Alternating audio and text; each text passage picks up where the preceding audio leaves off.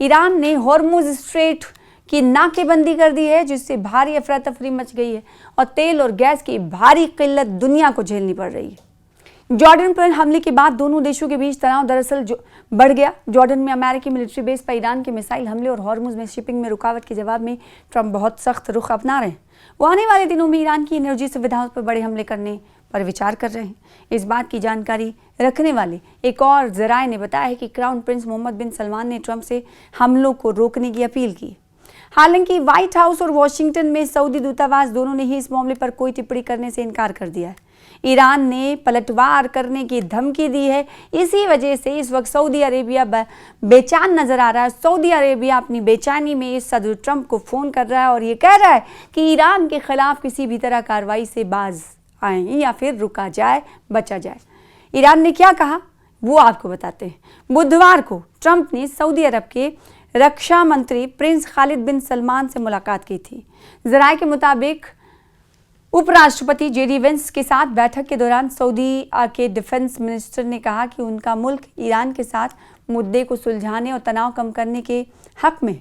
वहीं ईरान ने धमकी दी कि अगर अमेरिका हमला करता है तो वो इजराइल और खाड़ी देशों में एनर्जी और इंफ्रास्ट्रक्चर से जुड़े ठिकानों पर हमला करेगा। ईरानी विदेश मंत्री अब्बास अरागची ने शनिचर को सऊदी अरब और तुर्की के वज़ीर खारजा से बातचीत की। अपने टेलीग्राम चैनल पर जारी एक बयान में अरागची ने सऊदी विदेश मंत्री से कहा कि ईरान की सेनाएं अमेरिका इजराइल की किसी भी कार्रवाई या ऐसी कार्रवाइयों में इलाकाई देशों की भागीदारी का करारा और उचित जवाब देंगी।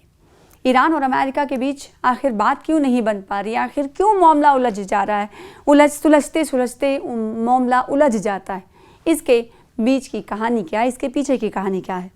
सऊदी अरब के साथ साथ गौरतलब है कि कतर, यूएई, तुर्की और पाकिस्तान जैसे देश भी अमेरिका और ईरान पर मिडिल ईस्ट में युद्ध टालने के लिए दबाव डाल रहे हैं।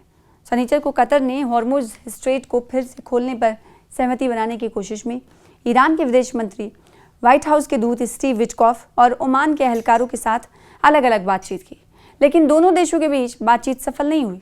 तो मौजूदा वक्त में हालात अमेरिका और ईरान के बीच इस तरह हैं कि कभी भी हालात तनाव शुदा हो सकते हैं या फिर यूं कहें इसमें तनाव बढ़ सकता है, क्योंकि सऊदी अरब बेचैन नज़र आ रहा है, क्योंकि ईरान ने कहा है कि वो एक बार फिर से मिडिल ईस्ट को निशाना बनाएगा। हालांकि हॉर्मुज स्ट्रेट पर इस वक्त बताएं कि नाकेबंदी जारी है, शिप्स को आगे बढ़ने नहीं दिया जा रहा है, जो औद्योगिक शिप्स हैं उन्हें निकलने नहीं दिया जा रहा है, नाकेबंदी और सख्ती ज़्यादा है। और अमेरिका ने कह दिया है कि हम बड़े हमला करने के लिए तैयार हैं।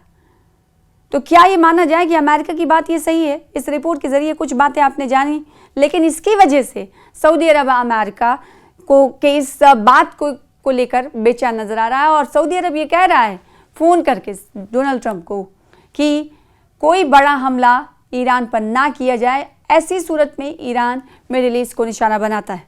तो ये पूरी रिपोर्ट है। मौजूदा वक्त में सऊदी अरब क्या सोच रहा है, अमेरिका क्या करने वाला है और दूसरी तरफ ईरान आने वाले दिनों में क्या करने का इरादा रखता है, ये पूरी जानकारी हमने आपको इस रिपोर्ट में जानकारी दी है।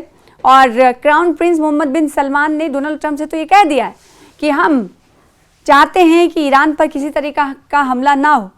तो अब देखना ये होगा कि क्या डोनाल्ड ट्रंप की तरफ से इस पर अमल किया जाता है या फिर यूं कहा जाता है कि हम किसी तरह के हमले पर यकीन नहीं करते बशर्ते कि ईरान ये करे।